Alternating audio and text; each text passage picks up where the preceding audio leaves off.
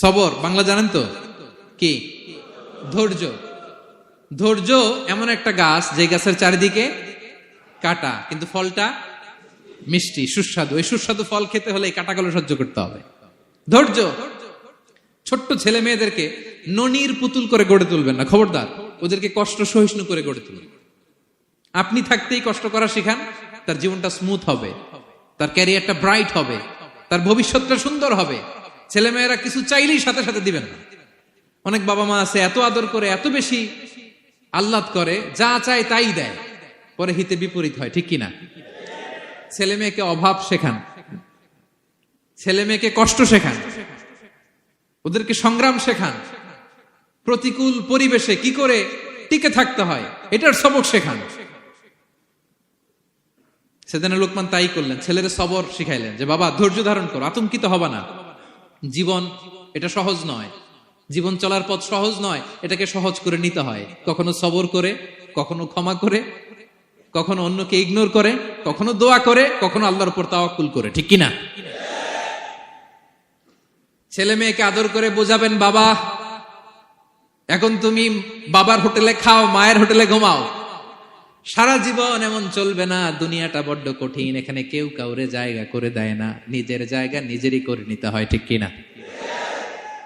ছোটবেলা থেকেই তাকে দৃঢ় মনোবলের করে তুলতে হবে যে বাবা দুনিয়াটা এত সহজ নয়, এটা সহজ করে নিতে হয়। This is the life hacks. এই লাইফ হ্যাক গুলো আপনি শিখাবেন, লাইফ লেসন গুলো শিখাবেন। ধৈর্য ধরো, সৎ কাজের আদেশ দাও, মন্দ কাজের নিষেধ করো। এগুলো করতে গেলে একটু বাধা বিপত্তি আসবে, কিন্তু শেষ হাসিটা তুমিই হাসবে, ঠিক কিনা? বিজয় তোমারই হবে। কি বলেন? সময়ই কথা বলে, সময়ই কথা বলে। বিপদে ধৈর্য ধরো। বিশ্বনবী আল্লাহ বললেন, ওয়াসবির আলা মা ইয়াকুলুনা ওয়াহজুরহুম হাজরান জামিলা। নবী হে, বিপদে ধৈর্য হারা হবেন না। ভালো সময় সামনে আসছে, মক্কায় আপনারে কষ্ট দেয়, গণক বলে, জাদুকর বলে, পাগল বলে, মদিনাতে বিজয় আপনারই হবে, ঠিক কিনা? ছেলে মেয়ে যেন আশাবাদী হয়ে গড়ে ওঠে, হোপফুল, আতঙ্কিত যেন না হয়। কষ্ট শিখান, ধৈর্য শিখান। আচ্ছা গেল।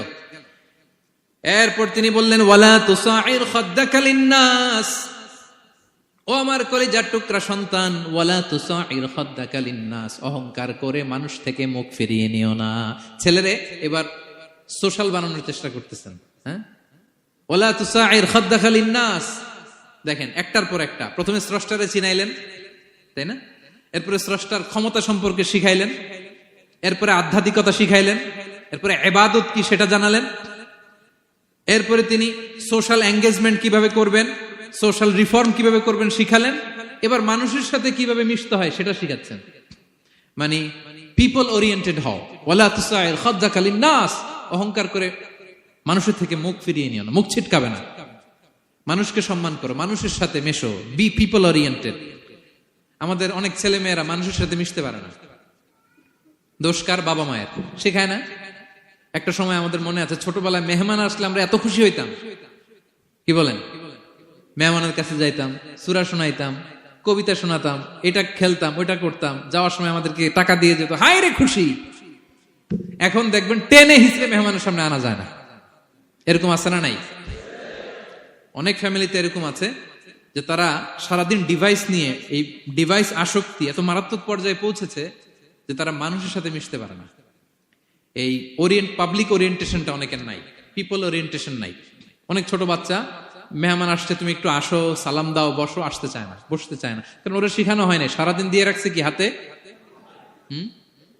মোবাইল। এই জন্য ছোটবেলা থেকে আমরা যেন সামাজিক বানাই, বাচ্চাকে যেন শেখাই, বাবা মুরব্বীকে দেখলে সালাম দিতে হবে। কি করতে হবে? ওরা শিখাবেন।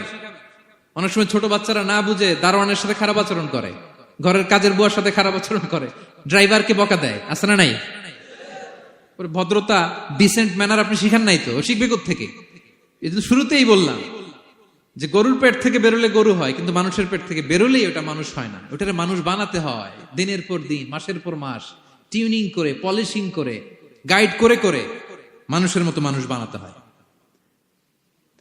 তাহলে ছেলেনে বললেন ওয়ালা তুসাইর খাদ্দাকা লিন্নাস, তোমার চেহারাকে মানুষ থেকে ফিরিয়ে নিও না, গণমুখী হও, মানুষের সাথে মেশো। ছেলে মেয়েদেরকে এটা বলবেন। শহরে থাকলে মাঝে মাঝে গ্রামে নিয়ে যাবেন, কাদার মধ্যে ছেড়ে দিবেন, হাট বেটা, হ্যাঁ, কাদায় ছেড়ে দিবেন, পুকুরে ছেড়ে দিবেন, দৌড়াদৌড়ি করতে করতে তারপরে তারা শিখবে, দেখবে। মাছ, জ্যান্ত মাছ দেখে নাই আমাদের অনেক ছেলে মেয়েরা, আছে না নাই? ওরা ভাবে মাছ বোধহয় ওই ইয়ের মধ্যেই পাওয়া যায়, শপিং মলেই পাওয়া যায়, ফ্রিজের মধ্যে থাকে, এরপরে এটা খাইতে হয়। জ্যান্ত মাছ দেখলে দেখবেন ভয় পেয়ে গেছে, কারণ শেকড়ের সাথে এদের কোনো সম্পর্ক নাই। এরা যেন গণমুখী হয়, শেকড়ের সাথে যেন এদের সম্পর্ক থাকে। হ্যাঁ, এটাই দেখেন, এই উপদেশটা কয় হাজার বছর আগের। মনে হচ্ছে যেন আজকের পরিস্থিতি দেখে দেখে লোকমান ইসলাম ছেলেকে অ্যাডভাইস করতেছেন। সুবহানাল্লাহ পড়বেন না? ওয়ালা তুসাইর খাদ্দাকা লিন্নাস, মানুষ থেকে মুখ ফিরিয়ে নিও না, ছেলে মেয়েদের শিখান। মানুষ দেখলে ভয় পেও না, মানুষের কাছে যাও, মানুষের দুঃখ দুর্দশা দূর করার চেষ্টা করো, গণমুখী হও, মানুষকে দেখলে সালাম দাও, মুচকি হাসি দাও, হাত বাড়িয়ে মুসাফা করো, তাহলেই না মানুষের সাথে তুমি মিশবে, শিখবে, জানবে, ঠিক কিনা? এরপরে বললেন ওয়ালা তামশি ফিল আরদি মারাহা, আমার কলিজার টুকরা সন্তান, অহংকার করে রাস্তা দিয়ে হেঁটো না, কারণ ইন্নাল্লাহা লা ইউহিব্বু কুল্লা মুখতালিন ফাখুর, আল্লাহ অহংকারীকে পছন্দ করেন না। এবার বডি ল্যাঙ্গুয়েজ শিখাচ্ছেন ছেলেকে, কিভাবে হাঁটবে। আমাদের অনেক সময় ছেলে মেয়েরা খুবই ভালো, নিষ্পাপ, শুধু ভিতরটা পরিষ্কার হইলে হবে না, আপনার জেস্টারও তো ভালো হইতে হবে। হ্যাঁ, ভিতর ভালো কিন্তু প্রকাশ ভঙ্গি জানে না, আছে না নাই? এটারে ইংরেজিতে কি বলে? বডি ল্যাঙ্গুয়েজ বলে, বুঝতে পারছেন? এবার ছেলেকে বডি ল্যাঙ্গুয়েজ শিখাচ্ছে বাবা, হাঁটার সময় এইভাবে হাঁটতে হবে। ওয়ালা তামশি ফিল আরদি মারাহা, অহংকার করে রাস্তা দিয়ে হেঁটো না।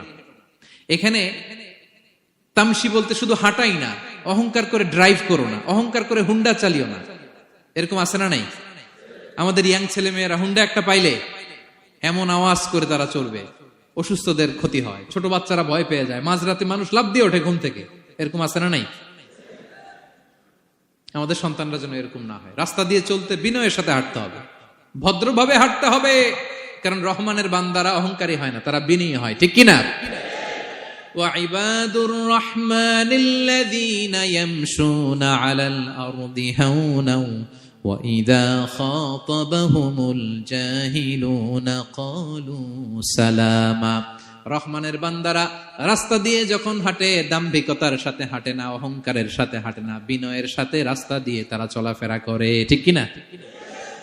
তো ছেলেকে হাতে ধরে ধরে বডি ল্যাঙ্গুয়েজ শিখাচ্ছে, বাবা অহংকার করে হেঁটো না, মানুষের অহংকার সাজে না, অহংকার সাজে একজনের, তিনি কে? অহংকার কার চাদর? আল্লাহ বলে এই চাদর ধরে যদি কেউ টান দেয় ওরে আমি জাহান্নামে নিক্ষেপ করি, ফালা উবালি, আই ডোন্ট কেয়ার, ওরে আমি জাহান্নামে ফেলবো। অহংকার করার কি আছে আমাদের? কিছুই নাই, ঠিক কিনা? ডায়রিয়া যদি হয়, লুজ মোশন যদি হয়, 5 বার টয়লেটে গেলে এরপরে চেহারার দিকে তাকানো যায়? বিছানায় পড়ে হা হু করতে শুরু করে, তো কিসের অহংকার আপনার? লুজ মোশন 3 দিন যদি হয়, হায় রে, চেহারার দিকে তাকানো যায় না, সুন্দর চেহারা ফ্যাকাশে হয়ে গেছে, তো এই মানুষের অহংকার করা সাজে না। ছেলেকে বিনয়ী হওয়া শেখাতে হবে, বাবা বিনয়ী হও, তোমার বডি ল্যাঙ্গুয়েজটা সুন্দর করো, তোমার কথা বলায়, তোমার চলনে বলনে সবকিছুতে যেন একটা মাধুর্যতা থাকে, একটা কোমলতা থাকে, শেখানোর দরকার আছে না নাই?